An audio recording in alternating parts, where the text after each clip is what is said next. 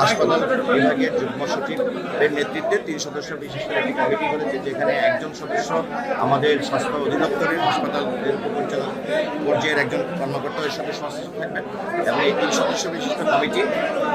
প্রয়োজনে, যেহেতু এখানে কিছু টেকনিক্যাল বিষয় আসছে, যে আইসি সরকারের জটিলতার কথা আমরা জানতে পেরেছি,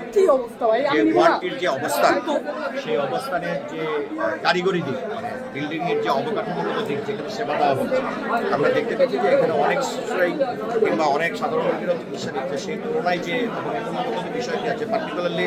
পোস্ট লেবার ওয়ার্ডটি, যেখানে যে 6 জন শিশু ছিলেন এবং 11 জন মা ছিলেন, বাকি 6 জন শিশুর 6 জন মা এবং অতিরিক্ত যে 5 জন মা ছিলেন, সেই 5 জন মায়ের শিশুরা ছিলেন 5 তলায় অবস্থিত অন্যান্য একটি এনআইসি।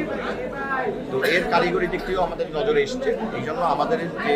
উচ্চ ক্ষমতা সম্পন্ন যে কমিটিটি করা হয়েছে, সেই কমিটিটিকে আমরা লিবার্টি দিব যে এখানে তাদের টেকনিক্যাল প্রয়োজনে, কারিগরি দিকের প্রয়োজনে অথবা এসি সংশ্লিষ্ট বিষয়গুলোতে কিংবা ইলেকট্রিক কোনো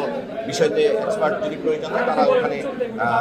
কোঅপ করে নিতে পারে। অতএব আমরা তাদেরকে নির্দেশনা দিয়েছি মাননীয় মন্ত্রী মহোদয়ের পক্ষ থেকে, সেটি হচ্ছে যে আগামী 72 ঘন্টার মধ্যে, 3 দিনের মধ্যে ওনারা রিপোর্টটি দিবেন এবং এই রিপোর্টটি মন্ত্রণালয় এবং অধিদপ্তর যথাযথ ব্যবস্থা। এই ব্যাপারে আমি আপনাদেরকে এইটুকু নিশ্চয়তা দিতে পারি, সেটি হচ্ছে যে এই সেক্টরে এই 6 জন শিশুর মৃত্যুর বিষয়ে একদম সরকার জিরো টলারেন্স নীতি গ্রহণ। এখানে দোষী ব্যক্তিদেরকে কোনো রকম ছাড় দেওয়া হবে না। তদন্ত কমিটি রিপোর্ট দিবে কবে? স্যার, এই যে যারা এখন কর্মরত রয়েছেন, আগামীকাল একদিন পর ঈদ এবং ঈদের ছুটি চলমান আছে, তারপরেও আমরা যে কমিটিকে আমরা রিকোয়েস্ট করবো যেন তারা 3 দিনের ভিতরে তাদের রিপোর্টটি